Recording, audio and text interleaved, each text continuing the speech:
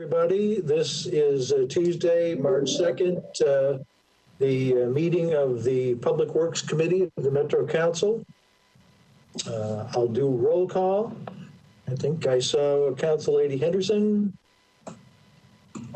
Present. Council Lady Allen. Here.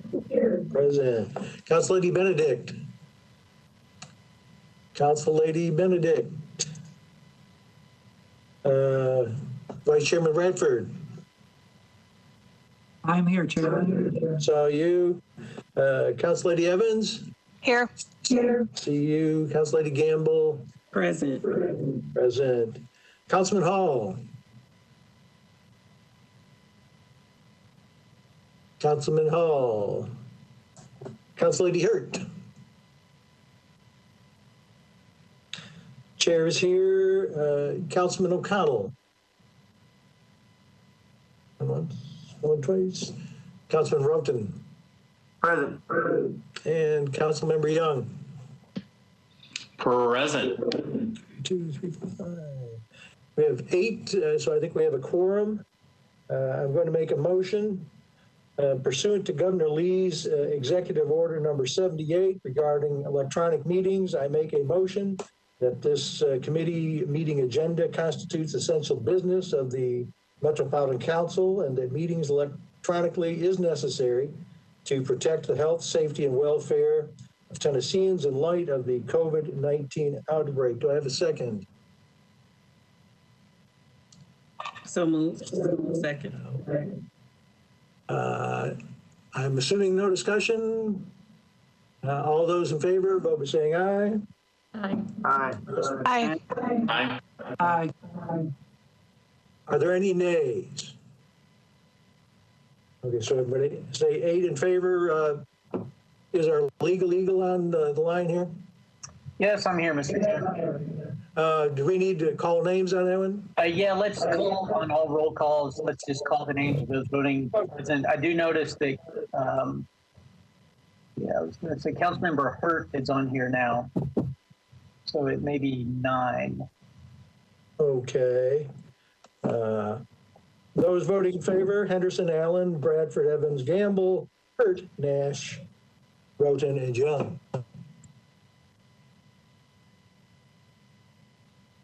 As you are. Okay, let's go on to the consent agenda. I'm going to start out with resolution. As always, certainly kind of keep track. If you see something that you think doesn't need to be on consent, we'll note it and let me know.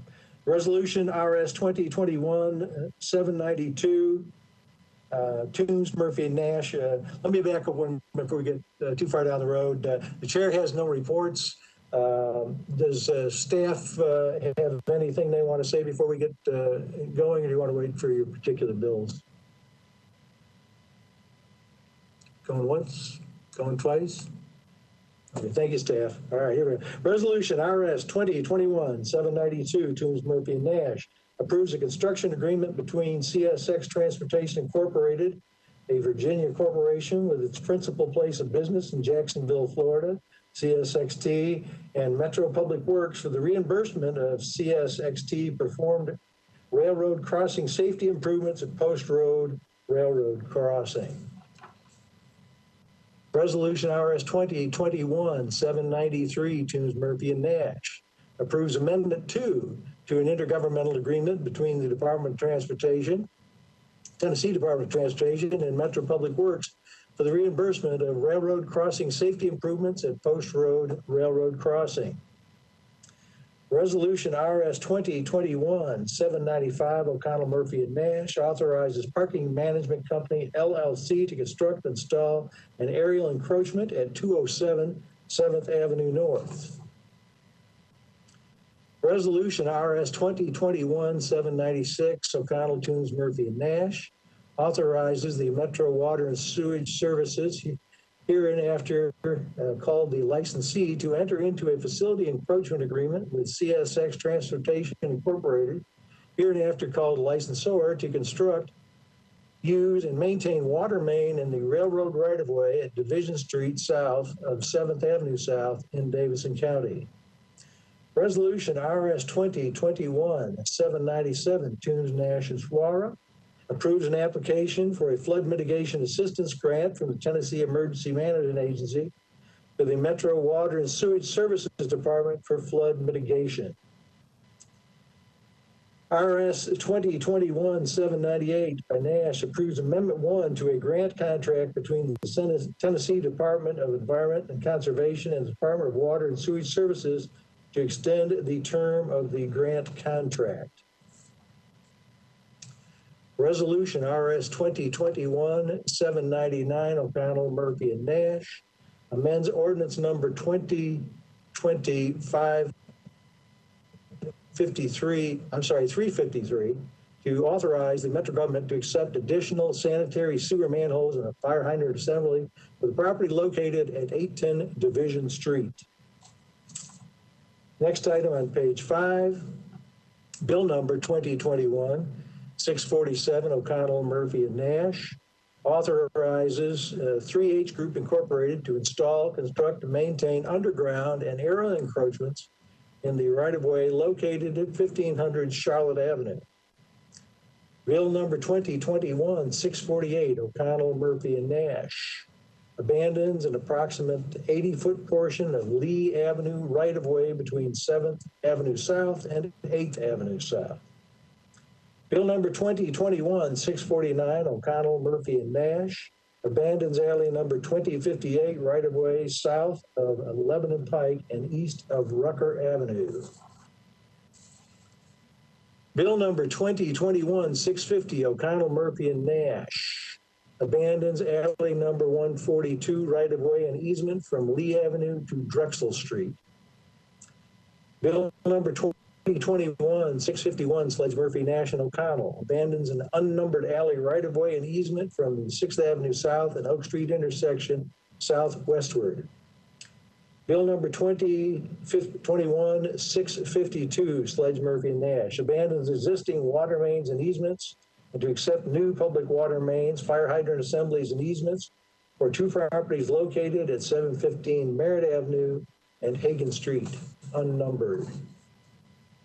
And last on page 7, Bill 2021-653, Sledge, Murphy, and Nash, abandons a sanitary sewer main adjust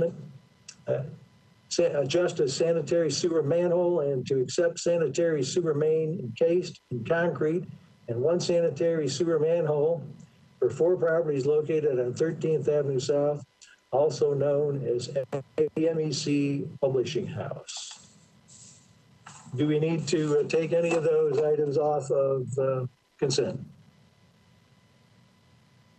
Going once, going twice. Mr. Chair. Councilman Nash, this is Yes. Councilwoman Henderson. I've twice raised my hand and not been acknowledged. I've previously raised it under staff report, and then I've raised it now related to consent. I would like to pull 792 and 793 from consent and would suggest, in the interest of time, that once discussed, they could be moved and passed together. Thank you. Alrighty. Very good. Anything else on the consent agenda? And thank you for speaking up. If I don't see your hand, please feel free to jump in there. This is Councilmember Allen speaking up. Counselor, I see you. Okay. Was 646 on the consent agenda? I think I marked it wrong. It's on second reading.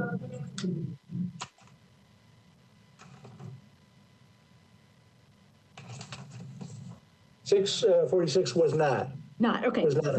And we're good. Thank you. Anyone else? Seeing none, I'll take a motion to move the consent agenda. So moved. Have a motion and a second? Second. And a second. You want to do the roll call, Director? Sure, let me pull the agenda up here. Henderson? Aye. Allen? Aye. Bradford? Aye. Evans? Aye. Campbell? Aye. Hurt? Aye. Nash? Chair Nash? Aye. Roten? Aye. Young? Aye. 9 in favor, 0 against.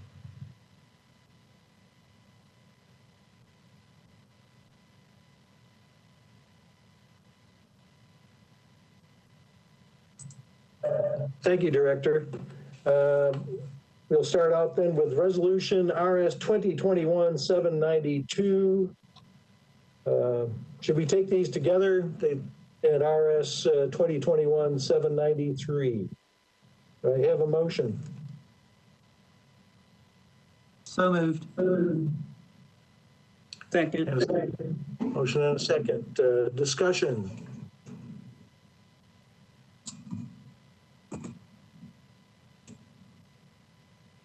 Council Lady Henderson, no discussion on these? No, yes, sir. I'm sorry. I was waiting for you to acknowledge me. I'm sorry. My question is just for staff. This is something that we've seen come through committee several times, and I appreciate Councilman Druffel and staff. When we first saw the backup design for this for this partnership, originally with TDOT, I guess like a 90-10 split to improve safety at railroad crossings. We identified that this had no pedestrian accommodations, and this is an area that I think both Councilman Druffel and I would acknowledge many citizens need and want to cross this. And so we'd seen it come back through. I think it was redesigned. And so I just didn't know if CSX is chipping in or why we are seeing this again. I just was hoping staff could share with us kind of the history and where we are at this moment with these two resolutions. Thank you.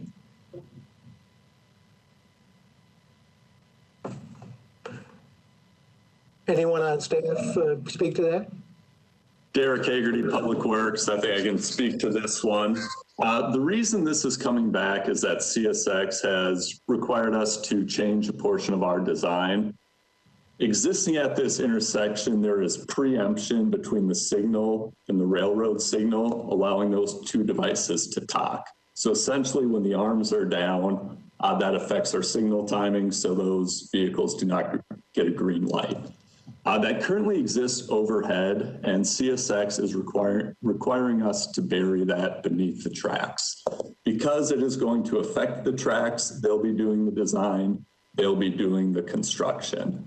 TDOT has agreed to this scope change. They're taking in 90%. There is an increased cost to Metro of about $8,200 for this work.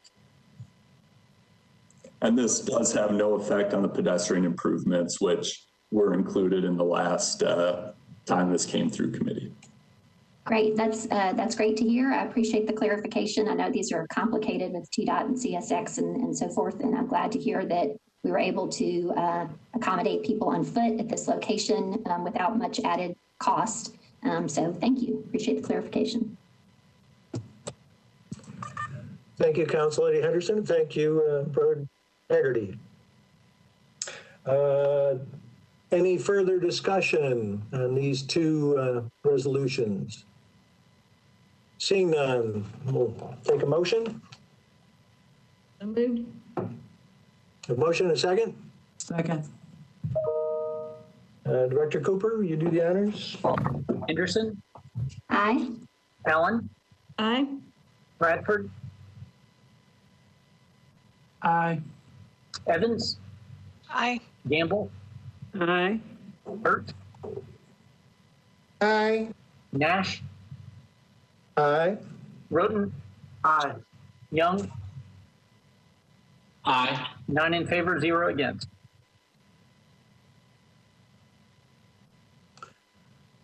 Thank you, Director Cooper. On to Resolution RS 2021-794. This approves the memorandum of understanding to transfer solid waste disposal responsibilities from the Department of Public Works to the Department of Water and Sewage Services, along with the related operational activities, personnel, and equipment. I think most of you probably got the major explanation from Mr. Massimo and Director Whitelaw. Is there anybody from Public Works that might want to speak to this? Ms. Whitelaw, I see you're on the line. Just to make any further clarifications. Thank you, Chair. Chair, I'm going to point pass of to order. Fade Massimo. Point of order, please. Okay, point of order, go ahead. Is there a motion before the committee? Not yet? Would you like to make a motion? I would move approval, but I would encourage colleagues to consider subsequent to the discussion that we might also want to have a prevailing motion of a deferral. So I will move approval for purposes of discussion, but reserve the right to defer. Thank you. Second. Second. Thank you, Council Lady. Ms. Whitelaw, go ahead. Thank you, Chair. I actually was going to pass it to Fade Massimo to give some context to this and how it relates to the formation of a DOT and the importance of that. And then I can come back and talk about solid waste. Thank you very much, Shanna. I appreciate it. Council members, I know that you're aware that for some time we've had discussions around the need for a Department of Transportation. I think in most respects that has enjoyed a lot of universal support and was certainly one of the things that Mayor Cooper discussed both during his campaign and subsequent, and was followed up on with discussion in the transportation plan that council recently adopted. Director Whitelaw and I spent the better part of the last 6 to 8 months or so charged with exploring the options, evaluating the current organizational structure, and finding ways to make sure that we leverage the talent and expertise that exists within Metro Nashville, figure out what our additional needs may be, and make sure to construct an organization that can ensure performance, delivery, efficiency, effectiveness. All those things are incredibly important in the delivery of the transportation plan and the ambitious goals that it has for Metro Nashville, and a focus on improving the safety of our citizens. So I think that the package of material that you received from us with the organizational chart is reflective of those months of work. It's also reflective of not only my own experiences in having actually run departments of transportation, but we spent time looking at peer cities that have recently formed new multimodal departments of transportation around the country, including Denver and Charlotte and Washington, D.C. and so forth. And we made sure to inform, while this is a Metro Nashville Department of Transportation and is unique to us, it's still informed by the best practices and experiences of others around the country, and understanding how to best support our own aims and aspirations. So we are very pleased to bring this forward to you. And with that, I'll turn it back over to Shanna to discuss in more detail some of the solid waste side of the recommendation. Thank you. Thank you, Faye. Chair, if I may. Go ahead, please. So one of the things that I do think that was important, I think everybody remembers when I was asked to come here, was to not just look at Public Works as it is as an interim director, but how can we leverage some of the things that Water Services has done and does well for solid waste and improvements in all areas. And I believe that I learned a lot in the last 6 or 7 months regarding how much I didn't know about solid waste, and have really taken a deep dive. And y'all have seen me here at committee many times talking about solid waste and all that I have learned about it and continue to learn. But there are a lot of synergies related to solid waste that are tied to water, related to individual customers, and talking about there's a big picture, there's a sustainability element to solid waste and the goals for a zero waste management plan that I think really lend itself to working underwater services. And so it really isn't just that, hey, here's a creative way to create a POT. It's also about leveraging the activities and a lot of the cutting edge things that water's doing to support solid waste and what we can do with our waste management and diversion, et cetera. So this did take a lot of time and thought, and we've looked at, as you also saw, peer cities of what other peer cities are doing with solid waste and the opportunities that we have to just move forward with solid waste in many directions. And with that, I'm open, and I know Mr. Masville is as well for questions. I thank you both. I see Council Lady Hurt's hand up. You're recognized, Council Lady Hurt. Thank you, Mr. Chair. I was basically wanting to speak to Mr. Masio comment about we adopted the transportation plan. I wanted to just say that we, as a council, adopted the transportation plan so they could seek funding. I don't want it to be confused that we adopted a plan that they can move forward with. And also, I wanted to know if there is Department of Transportation in other local municipalities. I know there are states, but I didn't know if they were in local municipalities, and I just wanted to ask that question. Thank you. Thank you, Council Member. This is Faye DeMassimo. When you ask about other local municipalities, are you referring to only in Tennessee, or are you referring to any of the other peers that we looked at? Both. There are in Tennessee as well as in the other peer communities that we looked at. Most cities of our size have departments of transportation because it's such a major piece of the activity of all local governments of our size, and to have it be aimed at that the performance objectives for the community, as well as for the efficiency and effectiveness of managing operations, delivery, the planning component, the multimodal aspects, and so forth. A Department of Transportation has been found by most municipalities, certainly of our size, to be the optimum approach to engaging that successfully. Do you know why we've not looked at doing that in the past 50 years?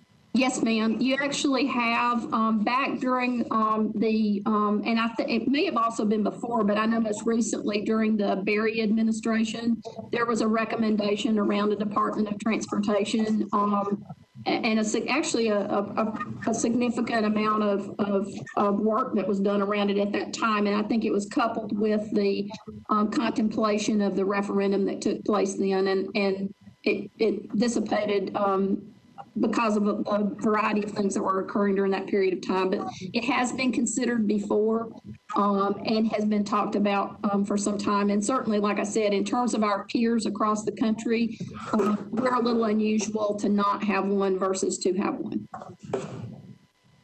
Thank you.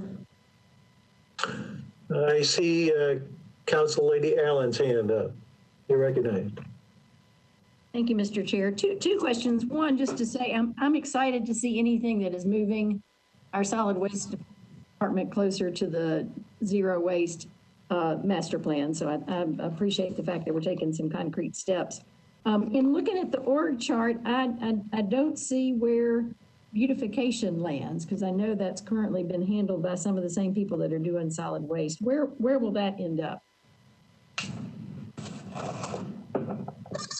Councilmember Allen, it is our intention right now that beautification would go with solid waste. That is something that hasn't been finalized. We see the synergy in stormwater with all the work that they do with trees and the relationship with parks, and we see some opportunities for beautification to go with that. Great. Okay. Thank you. Council Lady Gamble, you're recognized. Thank you, Chair. I don't have the org chart in front of me, but for myself and the viewing public, is there enough staff in Public Works that you'll be moving over to handle the solid waste in Metro Water? And are there any plans for subcontracting some of that work in Metro Water Services? Thank you, council member, for the question. Yes, the intention is that the solid waste employees that are currently in Public Works would transfer to Water Services. And we have sufficient staffing and don't anticipate asking for additional staff for that move. As far as subcontracting, as you know, we already subcontract about 65 to 70% of our trash collection through Red River Waste Solutions and another 10% through Waste Industries. So the subcontracts that we currently have would maintain and would run out through their life. One of the things that we do want to look at is how do we restructure those subcontracts for future. But there would be no need for additional staff, and we don't anticipate any immediate changes relative to subcontracts. Thank you. Does that also relate to infrastructure improvements and things that will become a part of Metro Water Services as well? Councilmember Gamble, there's not a lot of infrastructure associated with trash collection other than the carts and obviously the convenience centers. Obviously, there's the convenience centers and that infrastructure associated with them. But as far as I'm not sure if there's a specific one you're thinking of that I'm not automatically thinking of. Well, I'm just thinking of if and maybe those services will stay in Public Works, sidewalk services, anything that is not related to transportation is how I understood it. But if those will those stay in Public Works? Yes, ma'am. Sidewalks, paving, anything that works with mobility as far as active transportation, bikeways, sidewalks, paving, those are the immediate things that come to mind. That yes, anything in the right of way, which is considered infrastructure inside the right of way, would stay with Public Works as a part of the new Department of Transportation. Thank you. Thank you, Councilor Gamble. Vice Chair Bradford, you're recognized. Thank you, Chair. I believe my question falls in this topic we're discussing. If not, someone feel free to call me out. And it may sound like a trivial question, but we're talking about basically moving all these programs out of Public Works into Metro Water and Public Works becoming a Department of Transportation. Where does that leave our committee? Because we are the Public Works Committee, and there's already a Transportation Committee.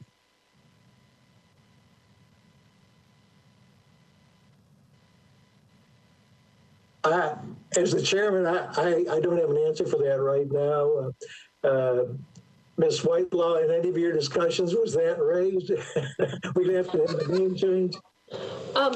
Chair, it was not, but I will say that Public Works does involve in a global sense. I mean, in the same way that water and sewer and stormwater are a part of this committee as well. I do think all the entities that are still involved would be involved in the committee. As far as a name change, that is well beyond my scope of knowledge.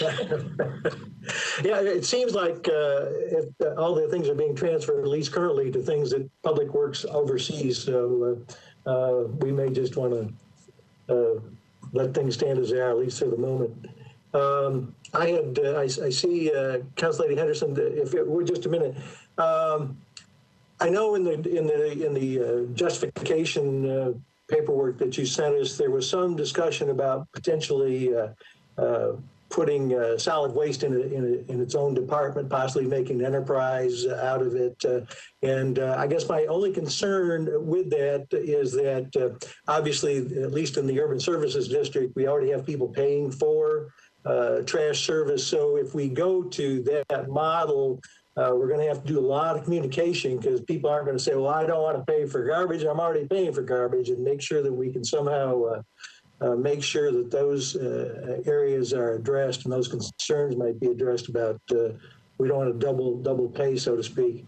And then the other issue I had was we spent I see a lot of there wasn't quite my sense was that we weren't quite sure where Hub Nashville was going to end up, and gosh, you guys have really talked up Hub Nashville ever since I've been on the council a little short time, and before that, and I think most all of us have spent a lot of time making sure that people knew about Hub Nashville, just to help keep some of the calls to us personally down.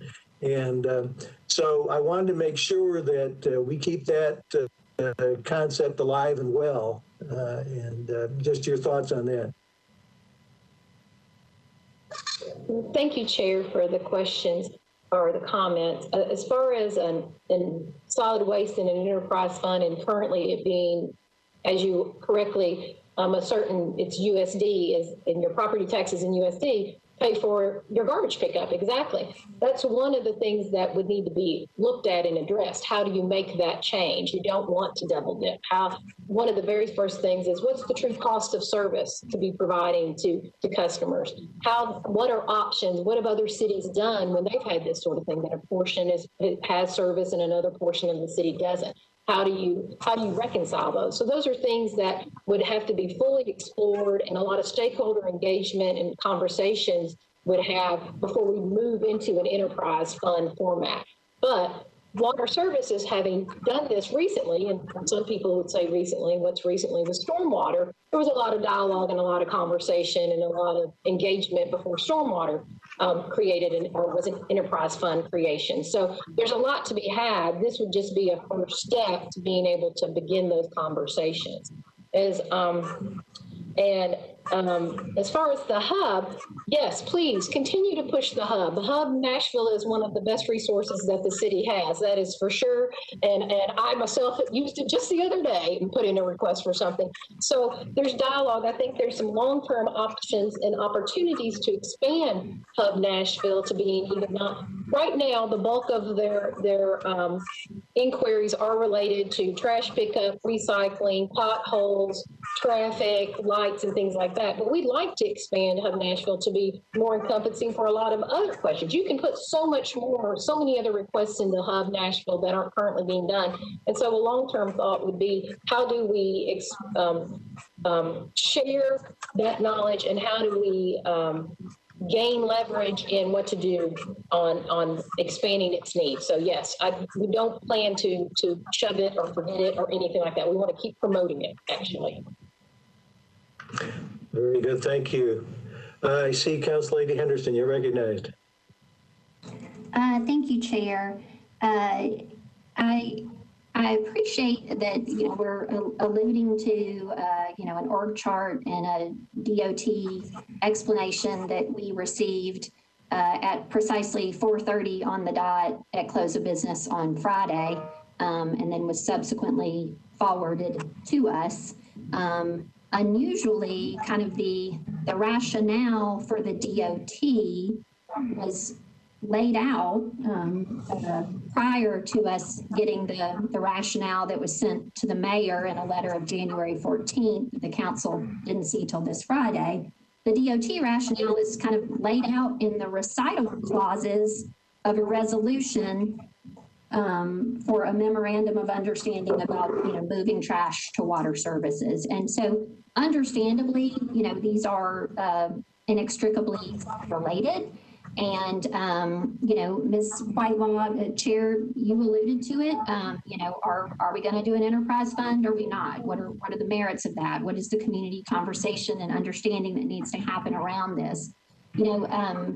Mayor Cooper in his platform, I believe, alluded to, spoke about a DOT, but I guess early in his administration perhaps was, speaking about this possibility of doing trash in a different way. For that reason, last year we established a subcommittee of Public Works for, trash and recycling subcommittee. And I expressed to the administration several times, understanding that they were looking at this and researching this, that we were going to have to do a lot of conversation internal to the council, throughout the community, with stakeholders. And it was imperative that the administration did that work before bringing legislation to effectuate this change. So here we are with a resolution that is effective upon adoption, colleagues. So, you know, if we pass this happens. That said, if you read in staff analysis, or rather Council or Mr. Cooper's analysis, it's still somewhat of an open question. And as Vice Chair of our Charter Revision Committee, if this is kind of the best way to do this. I'm not opposed to doing this. I think it may have much merit, but the community is going to be very confused. We as a council body have not discussed this thoroughly. We have only gotten the DOT rationale at, 4:40 and change on a Friday evening for a Tuesday meeting. And so, respectfully, I would suggest that we defer this resolution. And I would welcome, staff and the administration sharing, timeline issues or concerns. We saw in the January 14th letter to the mayor the proposed timeline for the DOT rollout, and it's pretty compressed. So I don't know if that is, necessary for it to be that compressed, but I am sure that Councilman O'Connell, I'm not sure if he is on as a fellow committee member, but also our elected chair of traffic, parking, and transportation. And since by way of recitals, the administration has told us that these two things are inextricably related, because Director Whitelaw herself has said the enterprise fund would need to be looked at. We have to begin these conversations. I would say the cart is before the horse. And so respectfully, I would make a motion for a 2-meeting deferral with a re-referral to a joint committee meeting of Public Works and the Traffic, Parking, and Transportation Committee. We have a motion. We have a second. Second. I see hands up on the motion to defer. Vice Chair Bradford. Thank you, Chair. I have to stand in agreement with my colleague, Councilmember Henderson. The mayor's office and the transportation program, they were very diligent in the beginning with spending months of getting community input on what types of transportation they wanted. I think we need to have that kind of diligence when we are talking about taking these steps. And I agree, we as a council and a body we've had 48 hours notice, if you take in the business hours. So I think we really need to be diligent and get some of these answers and some of these questions that we've asked and get that information. And I would also go a step further and ask that the administration involve the community, start educating the community on these steps and how it gets to that end goal of the Department of Transportation. Thank you. Well, thank you, Vice Chair. Councilmember O'Connell, you're recognized.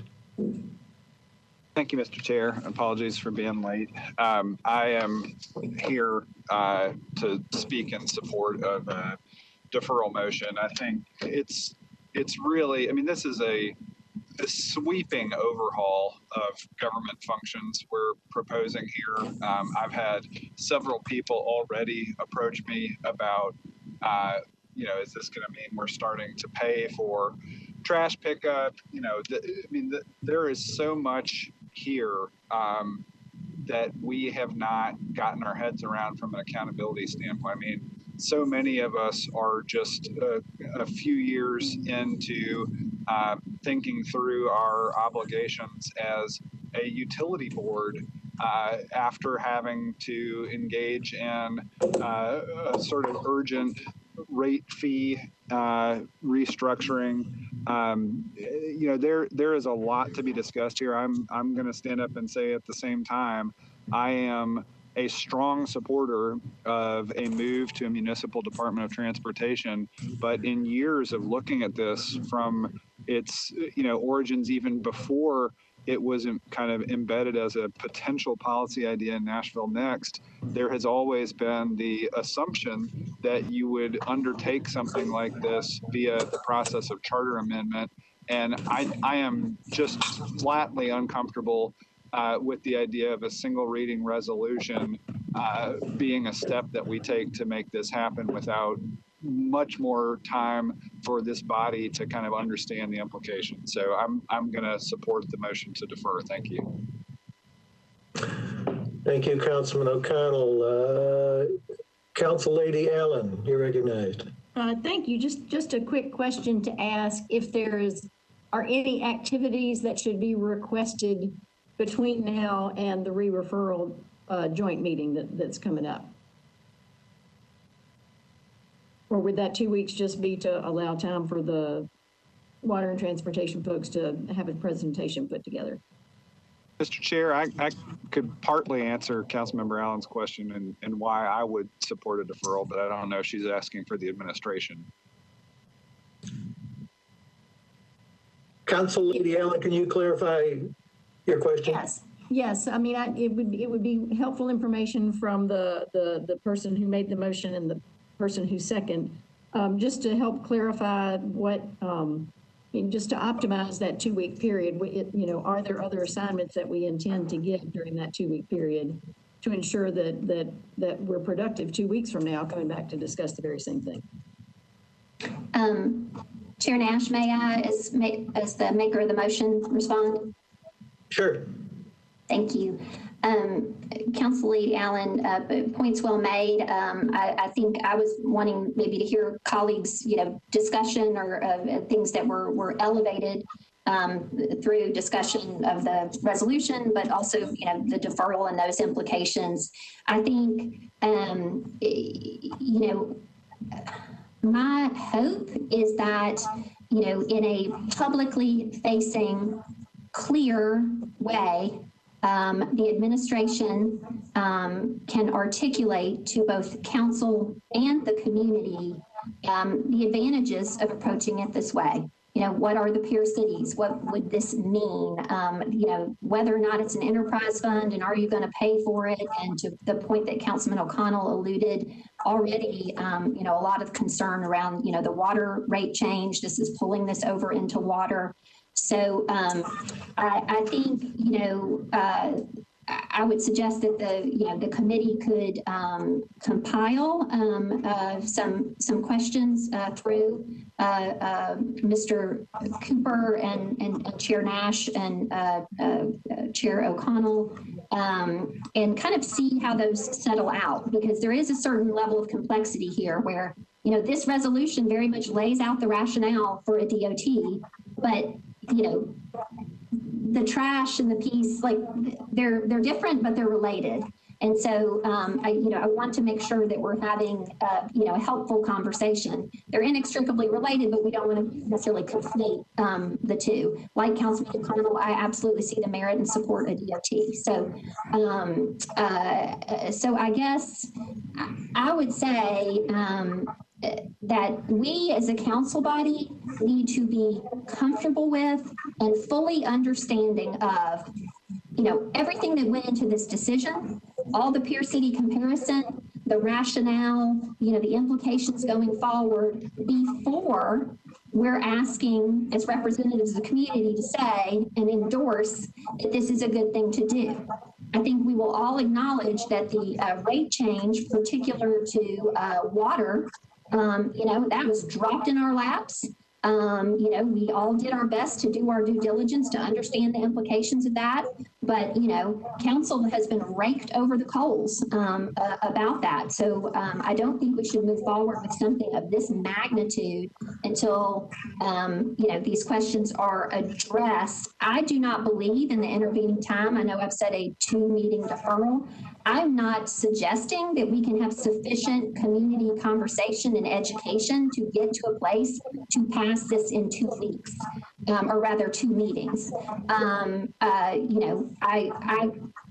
I think 2 meeting space is enough time to have the conversations that need to happen with council, so that council can be having conversations with our community. I still think it's incumbent upon the administration to have, a website, some infographics, some information that we can share in newsletters and otherwise, and having 2 cycles of meeting before that comes back.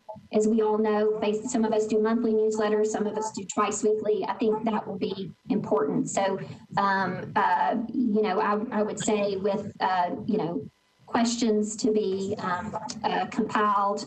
But I do want to make it clear as to intent. I do not believe in 2 meetings that we will be at a place where community education is sufficient.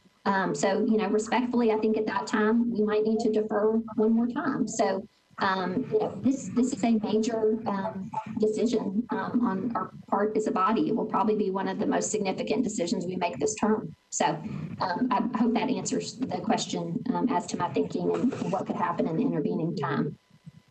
All right, so we have a 2 meeting deferral, and then there's also a joint meeting of traffic and parking and a public works committee, at which time we would expect the administration to give us a really full presentation on how we got here and what's being proposed going forward. Is that a good correct? And I think summary?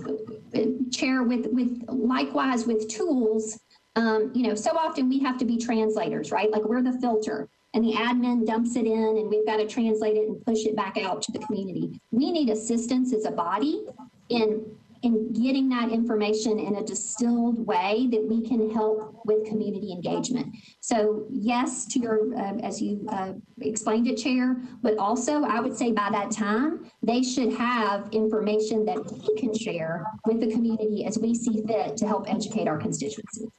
Okay. Council Member Young. Thank you, Mr. Chair.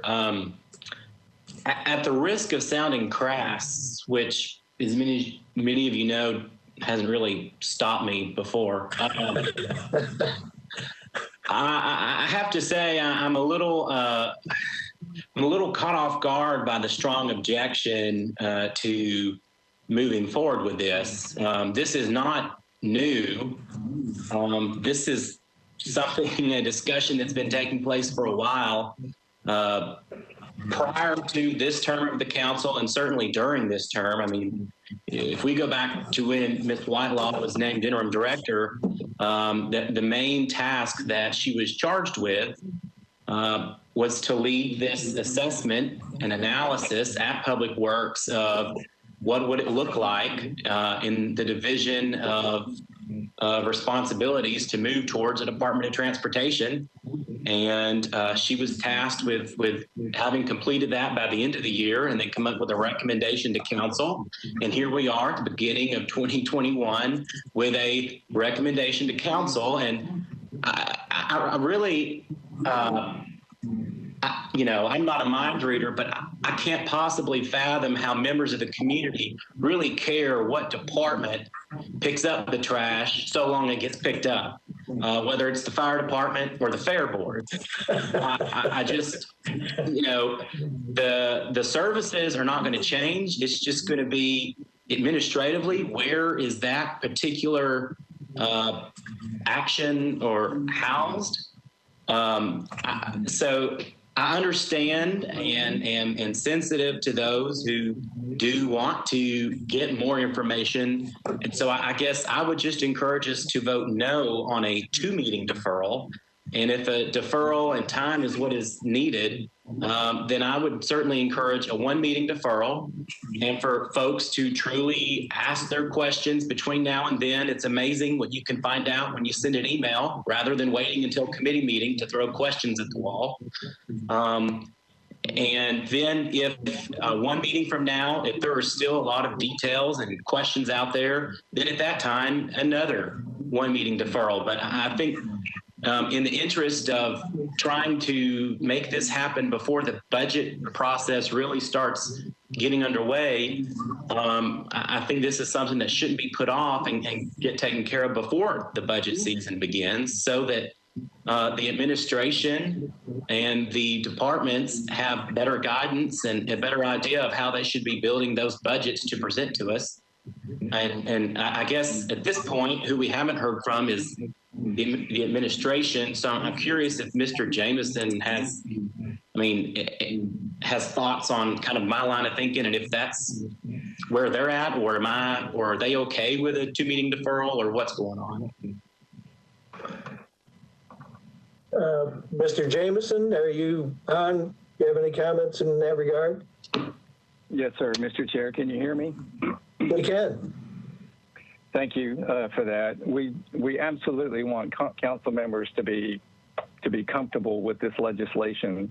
I would echo Councilman Young's suggestion that if it takes 2 meetings and we eventually get there, understood, but could we try finding out first if we can answer the questions and get the to-do list executed with a 1-meeting deferral? Just as a reminder of sort of our timing sensitivities and what led to this. Of course, the creation of a DOT had been not just a campaign item for the mayor, but also pressed by multiple council members, and we were, of course, in agreement. The intended mass public outreach, I believe, was centered around the eventual charter-created DOT, not the precursor step of a solid waste transfer. We cannot amend the charter absent special circumstances until August of 2022. So in the interim, our options are to do nothing, or to establish at least a working model towards that we then can show to the public when it comes their time to vote on this for the charter amendment provision. We do want the council members to be comfortable, but our intent was to have something in effect before the operating budget goes forward, so it could be funded, so positions could be solicited, so a director could be advertised for beginning July 1st. Keep in mind that this is essentially a trial run. This is a contract that can be canceled by either department at will. So if it does not flow as the council members anticipated, you are not committing to anything set in stone. But if we could possibly shoot for a 1-meeting deferral, give us a chance to see if we can satisfy your questions and justifiable issues, and then, if necessary, defer again.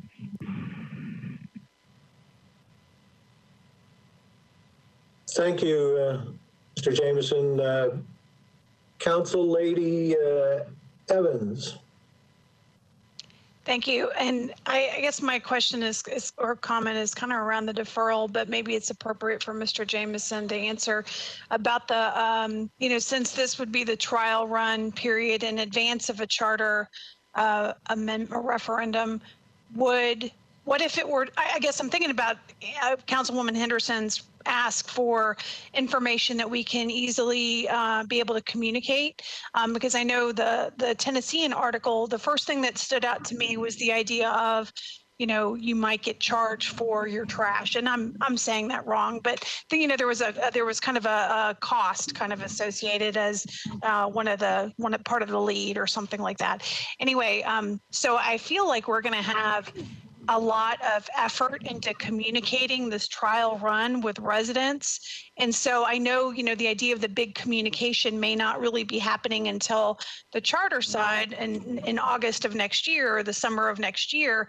But we got to have that information on the front end during this trial. Otherwise, all we're doing is setting people up to be prepared to vote against the amendment.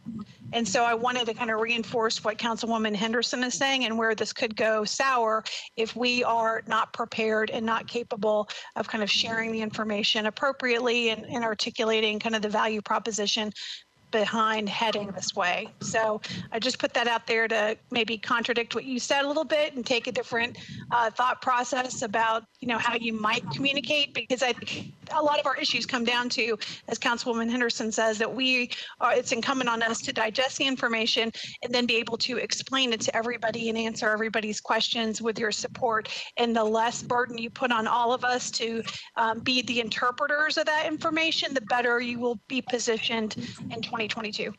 Thank you. Absolutely understood and agreed. And to the extent there are specific issues that you would want fleshed out for purposes of constituent communication, we want to be your allies in communicating that. On the specific topic of there being a rate differential on trash pickup, I just want to say for 30 seconds, right now, our number one hindrance, as communicated to you by the Sustainability Advisory Committee, in implementing any sort of incentivizing program for our trash.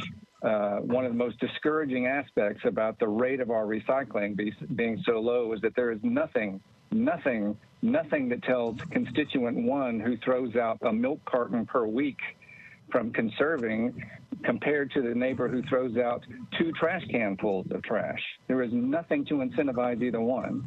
If you look at our peer cities and in the chart that Mr. Massimo provided to you, those that have created an enterprise fund approach to this so that you can have programs such as pay as you throw.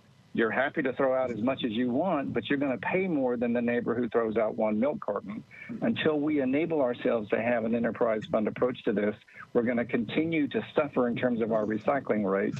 And that, I would urge you to look at the Sustainability Advisory Committee's report on that specific issue. But there are many more that we can undoubtedly get more information to you and assisting you communicating to your constituents. Thank you. Councilmember Parker. Thank you for the... On the motion to defer. Yes, thank you for the recognition, Chair. I just, as a member of the Traffic, Parking, and Transportation Committee, I would welcome either a 1 or 2 meeting deferral as well as the special joint meeting that was proposed. So thank you. You're welcome. Councilmember O'Connell. Thank you, Mr. Chair. I'm not sure why my hand is showing up twice on my screen, but I don't know if you're seeing that as well. I'm finally logged in at my desk, so the other one should go away. I do have a response to it. I think for my part, I know I've talked to the administration. Obviously, they telegraphed in the transportation plan that a Department of Transportation would be coming, but even in recent weeks, that conversation did not speak to exactly how the approach to the DOT was going to work. So with respect to my colleague from Goodlettsville, I think what Mr. Jameson alluded to is exactly why constituents are going to care which department is picking this up. If there is suddenly a new fee associated, regardless of the good intentions for that fee, when people are used to having trash pickup, especially if you're in the USD, we need to understand that. We've had a lot of conversations this term in the body about the distinction between the USD and the GSD in terms of level of service. We need to understand that.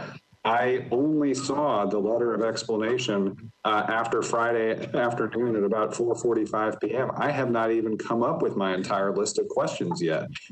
Whether it's a 1 meeting deferral or a 2 meeting deferral, it isn't of particular concern to me, but I don't think that this body should responsibly pass this resolution tonight without a chance to both ask questions and discuss in a joint committee. Thank you. Council Lady Henderson. Thank you, Chair. I hear Councilman Young and I hear other colleagues and I hear Mr. Jameson as well. But I cannot imagine that the administration would have anticipated, even though there's broad support on this council and in the community of a DOT. Again, what I'm speaking to is sort of the relation, but the conflation somewhat here. So, deferring this is not because, we're opposed to this.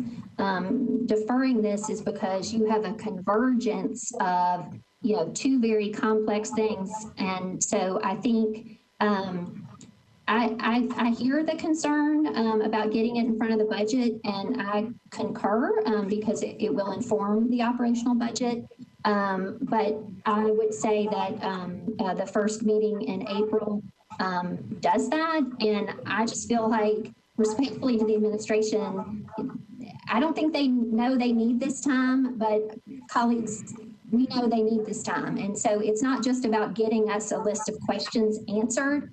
It's about them doing the work to make their rationale for this beyond the letter we received on Friday and beyond the recital clauses of this resolution. You know, there are many, many open questions that they are going to have to address well before we pass this, or we will be, you know, not in a good place as a city as far as confidence in government, which is already at a low. So Chair, for now, I would like to hold the motion at a 2 meeting and see how that goes. And if that fails, I would be happy to make a 1 meeting motion. Council Lady Hurd. I was going to ask to call the question, but if she's the last one, then we good to go. Okay, I think that's correct. So we're voting on a 2 meeting deferral with a special called meeting to be had to give the administration an opportunity to kind of do a full throated explanation of what we're about to do and make sure that we can communicate this to the community. All those in favor, do you want to do the roll call, Director Cooper? Sure. On the 2 meeting deferral, Henderson? Aye. Allen? Nay. Bradford? Aye. Evans? Aye. Gamble? Councilmember Gamble? Hurt? Aye. Nash? Aye. O'Connell? Aye. Roten? Aye. Young? No. 7 in favor, 2 against. Thank you, Director. Okay, I think we lost Ms. Gamble to the Public Works or Public Safety Committee. On to late resolution by Toombs and Nash, a resolution amending resolution RS 2020-656 by replacing the exhibit thereto to the transportation plan with the revised version thereof. Do I have a motion? So moved. Motion second. Second. Second. All right. Discussion. Council Lady Henderson, is that your hand up from last time? Okay. I think if I state this wrong, someone from the administration, please speak up. But generally, this was just kind of a housekeeping to put in some of the requests that had been made when the transportation plan got rolled out. And this is and it didn't get done timely because of some of the problems with the snowfall that we faced. Mr. O'Connell, go ahead. Thank you, Mr. Chair. I think that was my only question about this was, okay, taking into account the snowfall, is there something that is time sensitive about this amendment to the plan? That's my only question for the administration. Thank you. Mr. Jameson, can you answer that one? Councilman Nash, I'm so sorry. Could the councilman repeat the question? I was making notes on the last minor. Sure. Thank you, Mr. Jameson. I'm just asking, knowing that this was not timely filed, was there something time sensitive about the collection of amendments here? On the transportation plan?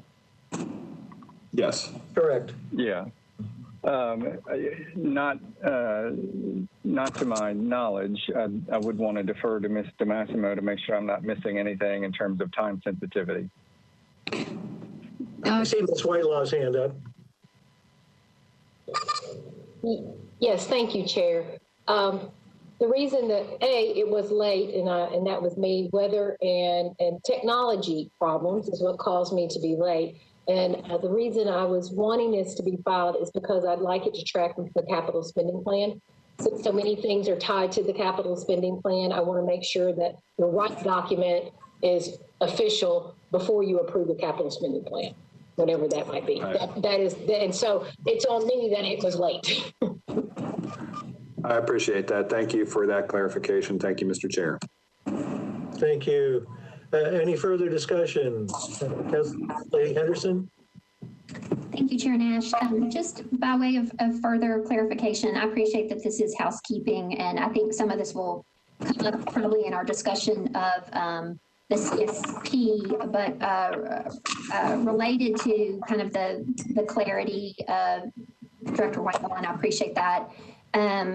Would you say that as submitted, again, I looked at this as housekeeping and did not reread, the 300-page attached document. But would you say there are any changes to the document that improve the legibility, the lack of clarity, between the CIB process, the CSP, and Public Works role in that? How we have, CIB numbers 6 times for roadways and sidewalks for different things, and this is part of the transportation plan, but this is part of this or that, mostly illegible. Would you say that your update of the transportation plan improves that clarity?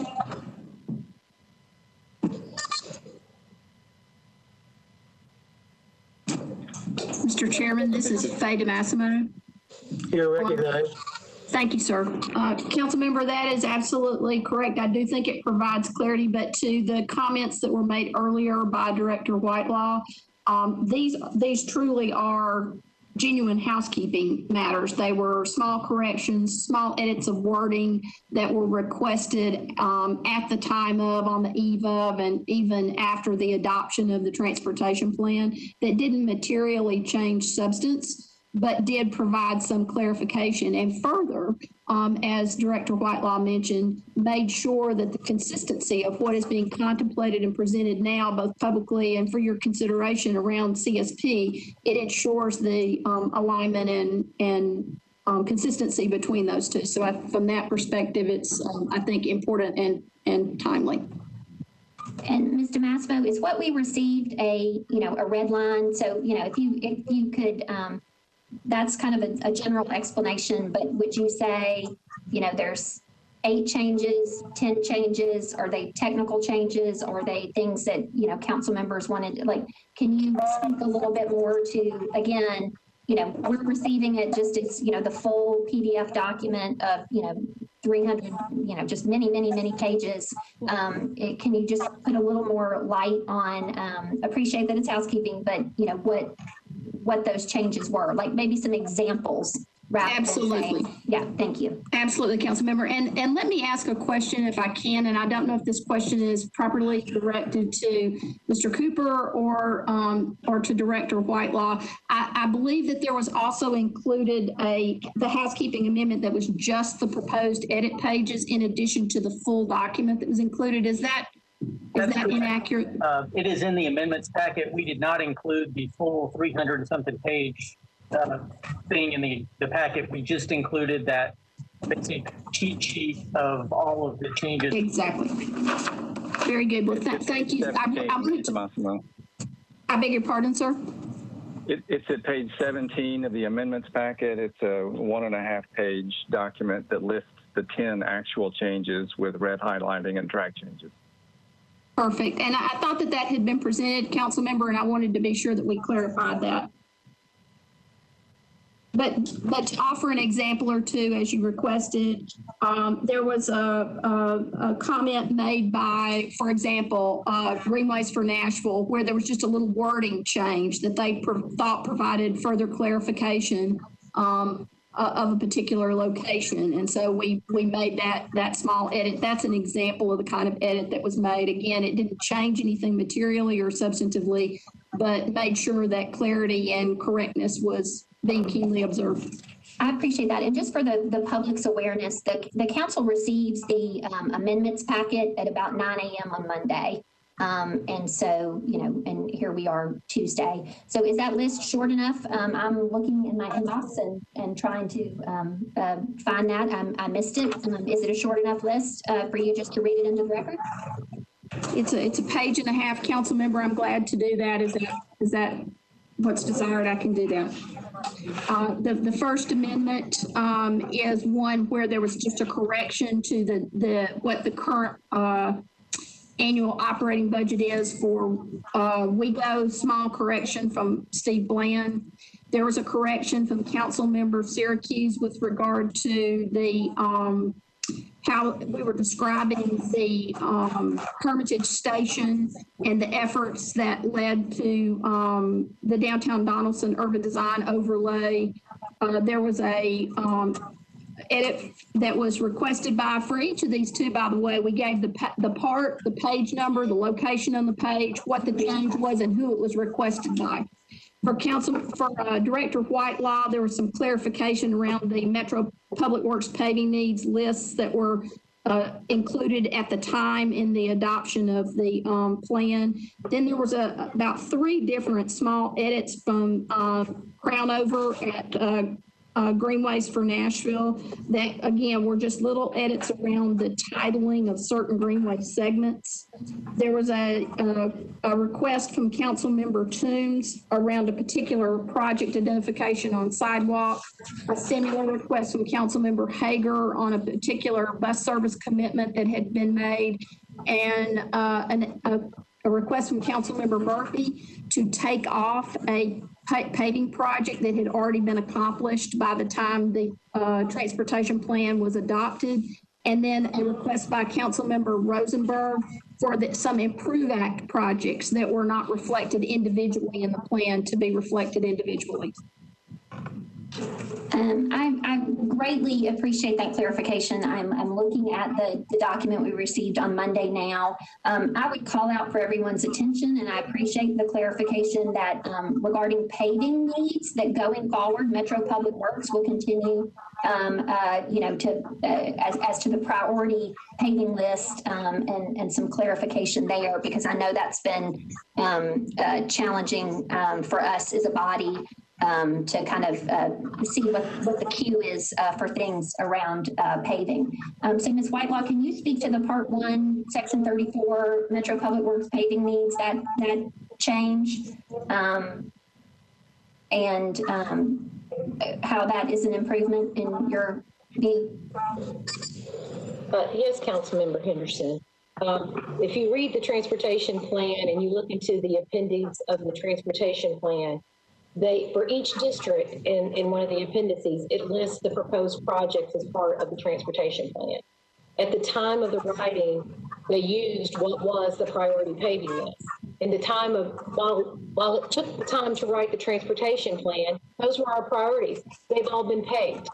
So everything that was in the plan was accomplished. So the plan immediately was sold. So rather than have things that are not needed in the plan, this addresses the fact that, as Public Works has been doing and uses the OCI index and uses a priority listing that they publish regularly for both usually a spring, a summer, and a fall paving plan, that will be what we will use as part of the transportation. We will follow the ongoing prioritization list that we've been using for several years, rather than the plan immediately being outdated as far as the paving projects.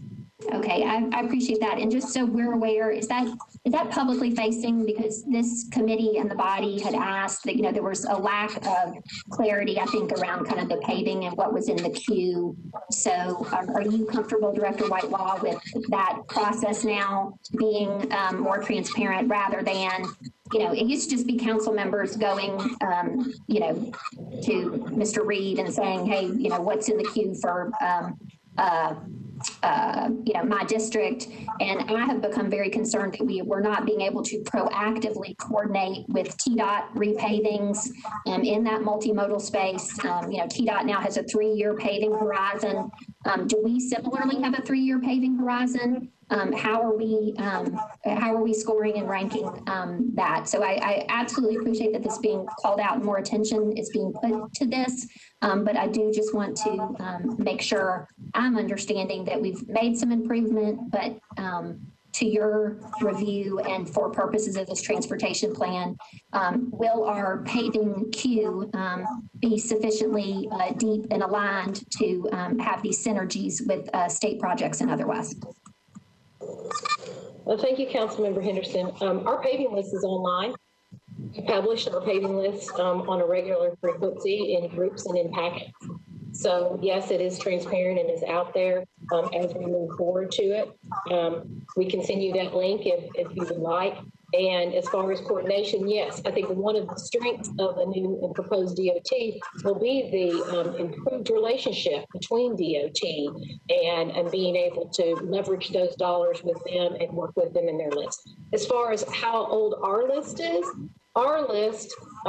is we investigate and run the paving every year. Half of the county's done 1 year, the other half of the county has done the other year. So we're constantly looking at the conditions of the pavement and making our decisions and making our prioritizations based on that. It is not a, hey, this is just so old, or hey, this is just its turn. It is a scientific method in which we select the priority list for the next season, as we call it, a season of spring, fall, summer season. Thank you so much. Appreciate the clarification for council and the public. Thank you.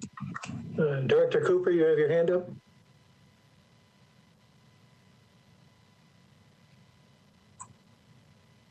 Sorry, that was on the amendments packet. I failed to take that. Okay.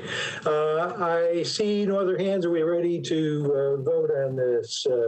Will you take the roll, Director Cooper? Henderson? Aye. Allen? Aye. Bradford? Aye. Evans? Aye. Campbell? Hurt? Aye. Nash? Aye. O'Connell? Aye. Broughton? Aye. Young? Aye. 9 in favor, 0 against. 9-0. Thank you, Director Cooper. On to Bill number 2021-646, O'Connell, Nash, Hancock, and Welch. Makes amendments to various provisions, Titles 2 and 12 of the Metro Code to facilitate the implementation and operation of a smart parking program. Council Member O'Connell. Thank you, Mr. Chair. Because this does not yet have a recommendation from the Traffic and Parking Commission, I believe it is required to be deferred for one meeting, so I would move to defer for one meeting. Second. So moved in a second. Any discussion? Seeing none. Mr. Cooper, will you do the honors? Since it's deferred by rule, we'll just mark it on the agenda as deferred by rule. We don't need to do that. Deferred by rule. Okay. I believe that completes our business. Anybody know of anything else we need to add? If not, see you all a little later, virtually. Don't go anywhere, Mr. Chair. We got traffic, parking, and transportation. Okay, I do.